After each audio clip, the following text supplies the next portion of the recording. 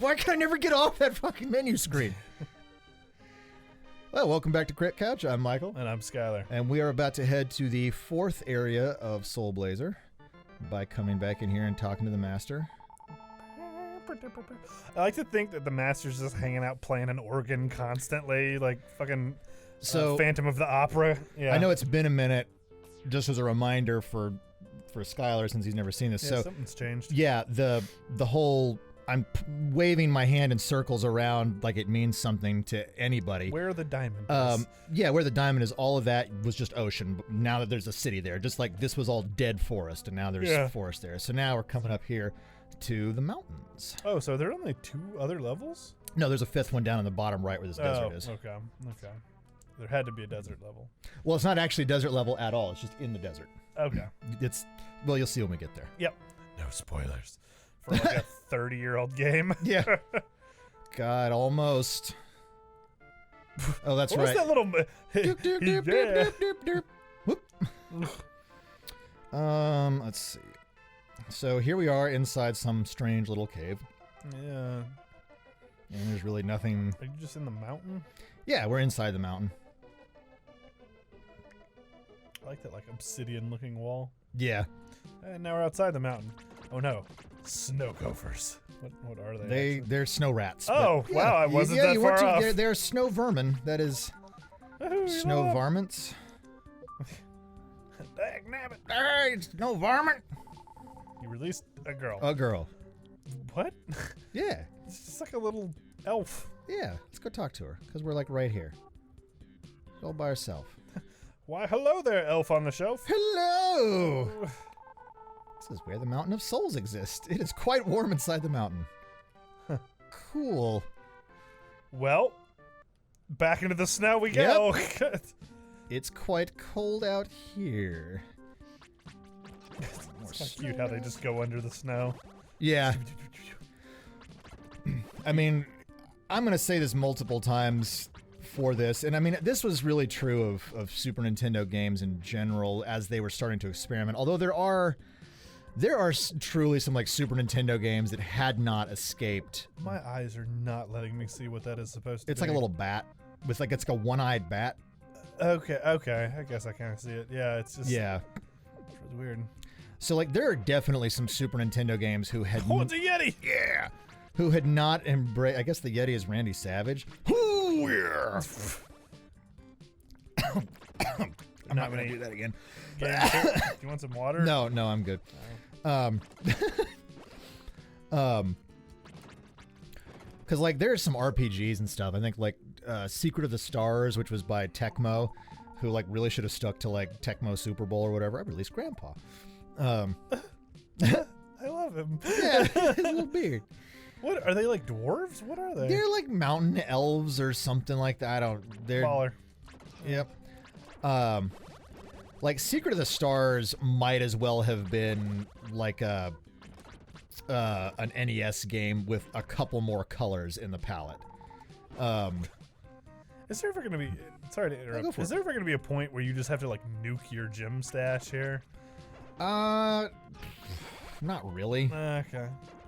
You know, there are probably some places where it is more effective to use Just magic. Hammering through them. Well, the sword arc, like I mentioned, Yeah, very manipulative. way at the very beginning is... Whoa. Okay. I didn't know there were going to be elder gods up here. Yeah. God, that sword fucked him up quick. Yeah, well, I'm wearing the power bracelet, so like okay. everything is double what it should be. What a fascinating concept. It's just like, well, here's a strong sword. Now double it. You know, it's kind of weird too, because you get the power bracelet. I mean, it's in like level 3, right? Like that was not. Yeah. I mean, that's so close. It's like halfway through the game. So I mean, it's a pretty sizable upgrade given the way the stat growth works here. Well, as soon as that is more than a mushroom. That's an entire lake. It's like a mushroom and a reservoir. Like, Yes. Oh, okay. Suddenly the elves can drink again. Yeah. It's like, oh, you brought our aquifer back. We can be hydrated. I love these little guys. Wait,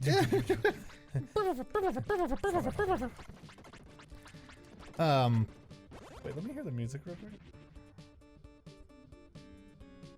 It's kind of like jazzy. Yeah.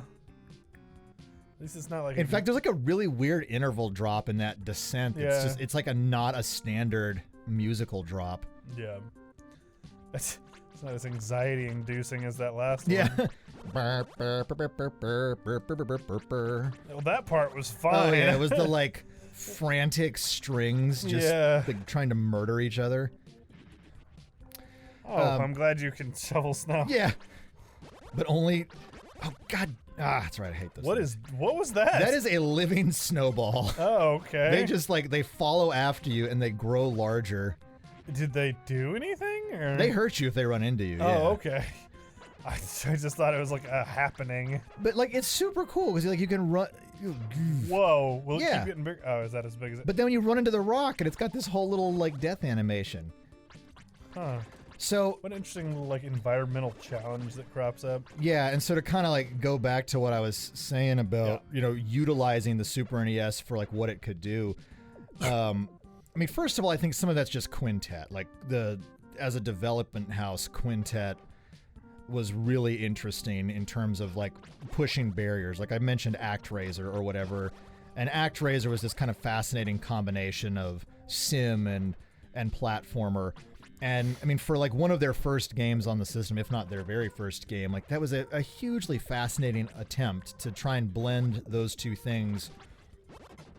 But like in terms of the whole, utilizing the art palette, like you see this, for this game being in 1991, which is like Very colorful. Yeah. 91 or 92, I can't remember which. But it's right at the beginning of the Super Nintendo's life cycle. Yeah. That really caught me off guard. I thought it was just gonna be like a little teeny tiny snail. Like, no, the snail is bigger than the little elf child. Yeah. Oh, I love it. But so like, our main character here, he's twice the height of like a normal RPG character. Now you might have seen like larger sprites in like platforming games like Ninja Gaiden or whatever. Oh fuck. Yeah. Why did they respawn? Every time you get transported back to town, things respawn. Oh, okay. Like in fact, if you haven't finished killing the monster lair, the monsters will respawn from the very beginning. Like if you step on one and get teleported into town. Hello. So I just want to apologize if you hear me yawning. I have had a very long day, but we needed to get some recording done. So. Yeah, it's actually a Monday. We don't usually record on Mondays. Yeah. Oh, is this like the final armor? No, there's a whole other row, isn't there? Yes, there is. Or column, if you will. Yes. Yeah, that looks badass. Yeah, this one like makes magic cost half. Mm. Part Does of it give you more defense though? yeah. Oh, okay. Yeah. Every new piece of armor is always better. Are you like sliding down this? Yeah, yeah. Okay. I guess I should have mentioned that the first time. Like, you actually have to continue holding up in order to. It's okay. All you have to do is hold your sword out, and people will walk into it. Yeah, that in particular. That magic ring may be stronger, but it's so localized that it's not really that useful. Mm-hmm. That's honestly, I think, one of the reasons I've never gotten into using magic all that much in this game is because until you get to the very end, some of the spells are just they're really strangely specific, and because while it's cool that little guy rotates around you, it requires a lot more specific design on the part of enemies in order to like utilize it, which you saw a little bit of in that underground level, I want to say, right? Like, yeah, we had some of those areas where I could stand off to the side and like shoot my fireball. Yeah. But like with these little guys, I might have been able to like position this dude right here and shoot and kill all four of them at once, but that's reliant upon all of them, one, not changing trajectory, and two, popping out from under the snow at the same time. There's such a timing element to the magic. Which I think is very interesting, but also it does look like it would be hard to use. Because it's not just timing, it's also position. Yeah, and there's the timing element of like when when your little magician guy is in the right spot, which like for right here, not a big deal. You know, I can actually kind of manipulate the Yetis being stupid and just stopping in front of me. But if you're talking about like a boss fight or something, or a situation where you don't have this kind of safe zone where the AI gets dumb, then you're not just timing your own movements again, you're timing them against like large and dangerous enemy movements. You know, like with that skeleton, that skull, honestly, I probably could have dropped. I've never really thought about that before. I've never tested it because, again, I've never been a magic user. I've always been a just like punch stuff kind of person, which if you've ever seen me makes a lot of sense. Well, that's one of your pastimes is punching stuff. That's kicking, but which. Oh no, it's one of these. Damn it. Oh no, I didn't realize this was happening. No, it's fine. It's not that complex. But not complex for you. I remember Pokemon. Stuck in that fucking cave forever. But like it just occurred to me way after the fact, and part of this is just playing this game on reflex, but like that little circle drop might have actually been useful against the skull, because if my like the boss from the last level, because if my little wizard I'm back. Thank you very much. I will give you these mushroom shoes if you return to me. What? You'll be able to walk on ice. Like he just found some portobellos and shoved his feet in them. It's like, I like the way they squish around my toes. In fact, I think I need those because I think you can't act. Yeah, you need. They make you not slide around. Yeah. Yeah. Edwomp received XP. Would you like to return to the location of the Mountain of Souls? That is a mouthful. Wow. I realized it was the Mountain of Souls. That's what the little girl told us. You weren't listening to the little girl. No. You bastard. No, this is where the Mountain of Souls exists. Yeah. It was the first text we saw in this level. Yeah, I was more focused on it being warm inside the mountain. Oh, okay. Yeah. I got you. Hey, little dude, give me your shoes. There's snail goo on the bottom of these shoes. Oh. You will not slip on the ice. You will still slip on the slopes, though. Edwomp, received mushroom shoes? Edwomp received mushroom shoes. Like, what?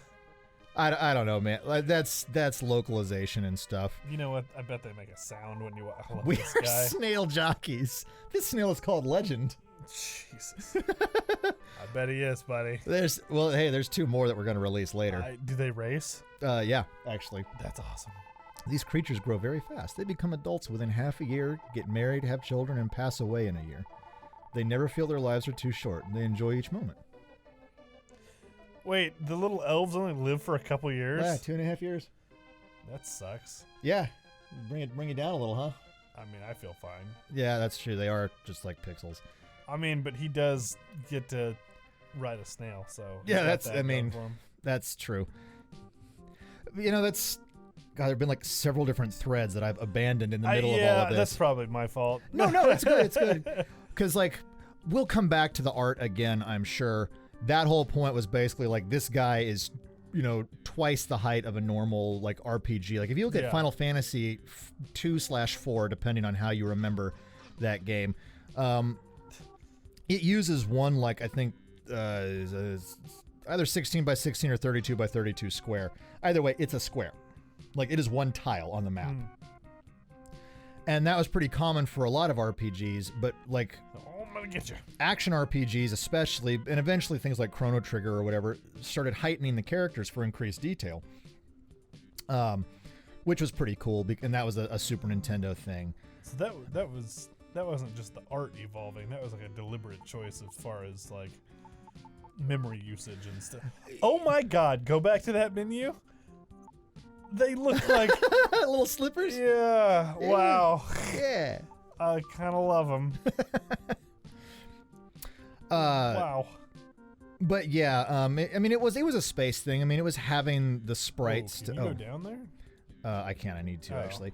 But there was. I forgot about this little guy over here. You know, this is one of those games where I really wish it showed the armor and stuff that you wear. Oh yeah. Because I just want to see you walking around in like doofy mushroom shoes. Grandma. So one thing we haven't really done, kind of going back to the mushrooms point, is like talked to a lot of the NPCs. This village in particular, like talking to the NPCs. 5 billion mermaids, man. Yeah. Wow, that one really had it out for Yeah, you. yeah, they really do. There's another one. Okay. Next time on Crit Couch. Oh God. It's like No. you're really gonna cut it there. Yeah. Well, I am because we're at time. But That's yeah. fair. Now next time on Crit Couch, we'll talk more about the little elves who don't live that long. Really want like a snail that I can ride now. Maybe I should just get a pet snail That'll go well for you. and buy a little terrarium. It'll be great. Trust me. All right.